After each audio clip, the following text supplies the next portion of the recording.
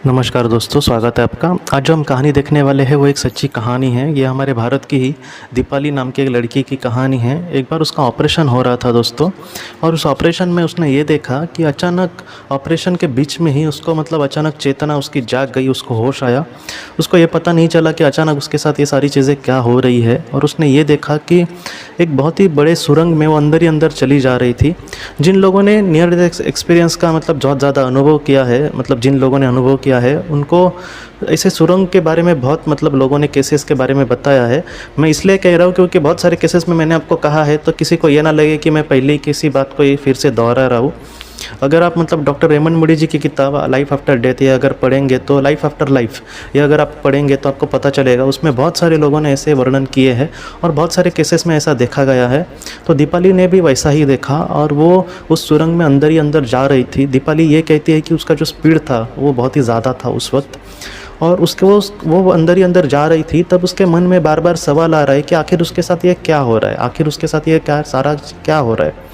तब उसने ये देखा कि उसके सामने एक बहुत ही बड़ी सोल आई, और वो जो सोल थी दोस्तों, उसने दीपाली को देखकर एक स्माइल की। वो हंसी दीपाली को देखकर। दीपाली ये कहती है कि उसको देखकर उसको बहुत ही अच्छा लगा। उसको ये लगा कि ये सारी चीज़ें जानती है ये सोल जो मेरे सामने है, वो आत्मा, पवित्र आत्मा, और वो सारी चीज़ें मुझसे कहेगी। तब दीपाली ने उससे ये कहा कि मेरे साथ ये सारी चीज़ें क्या हो रही है।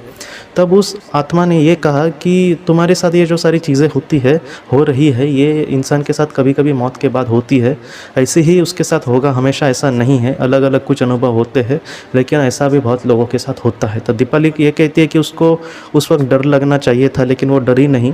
उसके मन में कुछ ऐसे भाव आए दीपाली के, और उसने वो कहा भी कि मेरे 2 बच्चे हैं छोटे छोटे, तो मुझे बहुत बुरा लग रहा है ऐसे वक्त में इस दुनिया से जाने के लिए।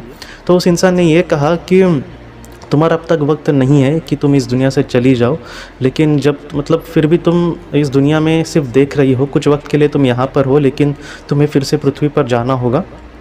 और उस आत्मा ने ये कहा कि मुझे तुम्हें ये कहने के लिए भेजा है कि जो तुम्हारे करीबी लोग हैं वो हमेशा तुम्हारे साथ है, तुम उसकी चिंता मत करना।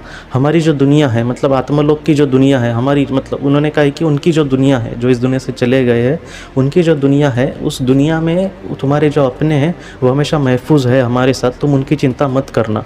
तब दीपाली को बहुत अच्छा लगा। दीपाली ने मद में वो जो आत्मा थी दोस्तों, वो इस दुनिया उसने वो वहाँ से ओझल हो गई, और उसने दीपाली को कहीं ना कहीं बाय करते समय हम जिस तरीके से एक दूसरे को देखते हैं वैसा देखा, और वो चली गई। और दीपाली ये कहती है कि बाद में सारी चीज़ें फिर एक सब कुछ ख़त्म हो गया और एक अलग सा अंधेरा वहाँ पर हो गया। और दीपाली ये कहती है कि वो फिर से अपने बेड में आ गई, और उसको जब चेतना आई तब वो बेड पर लेटी थी और उसका अच्छे से ऑपरेशन भी हो गया था। दीपाली ने ये कहा है कि ये घटना आखिर उसके साथ क्यों हुई। तो दीपाली ये कहती है कि तकरीबन 5-6 साल पहले उसके माँ, उसके पिताजी और उसका भाई, ये तीनों कार से जा रहे थे और उनका बहुत बड़ा एक्सीडेंट हुआ था उस वक्त, और वो तीनों इस दुनिया से दोस्तों चले गए थे। और इसको हमेशा लगता था कि कहीं ना कहीं इसका फैमिली ही, इसकी माँ की जो उसकी जो फैमिली थी खुद की, वो कहीं ना कहीं पूरी ख़त्म हो गई अचानक एक झटके में। कितना बड़ा उसको शॉक लगा होगा उस वक्त। तो इस वजह से वो ये कह रही थी कि कहीं ना कहीं इस वजह से ये सारी घटना मेरे साथ हुई होगी। कहीं ना कहीं मेरे माता पिता चाहते होंगे कि मुझ तक ये संदेश पहुँचे कि उस दुनिया में वो खुश है।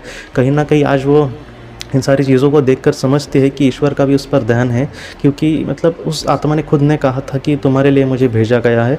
और उस दुनिया को उसने ऐसे अनुभव किया जैसे कि हमारे बहुत ही अच्छे लोग, जैसे आप समझ सकते हैं कि स्कूल के बहुत अच्छे टीचर जो हमें बहुत ही समझा कर कहेंगे, हमारे गाल पर हाथ रखेंगे प्यार से, बहुत ही समझा कर कहेंगे, और हमें बहुत प्यार से ये सारी चीज़ें कहेंगे जब हम छोटे थे।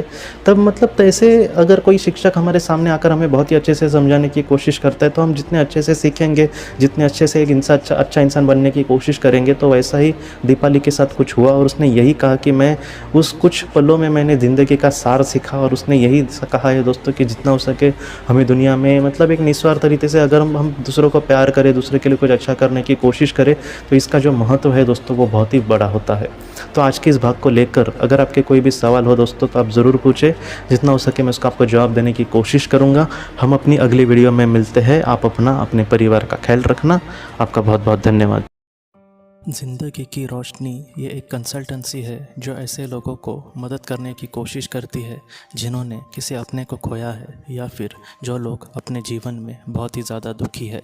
जो लोग इस संस्था के साथ जुड़ेंगे उन्हें पास्ट लाइफ रिग्रेशन के ऑडियो, ध्यान करने के लिए 5 ऑडियो, 10 ऑडियो बुक्स और उसके साथ साथ PDF किताबें, मतलब ऐसी किताबें जो मोबाइल या फिर लैपटॉप या फिर कंप्यूटर पर आप पढ़ सकते हैं, ऐसी किताबें उन्हें ईमेल पर या फिर व्हाट्सएप पर भेजी जाएंगी।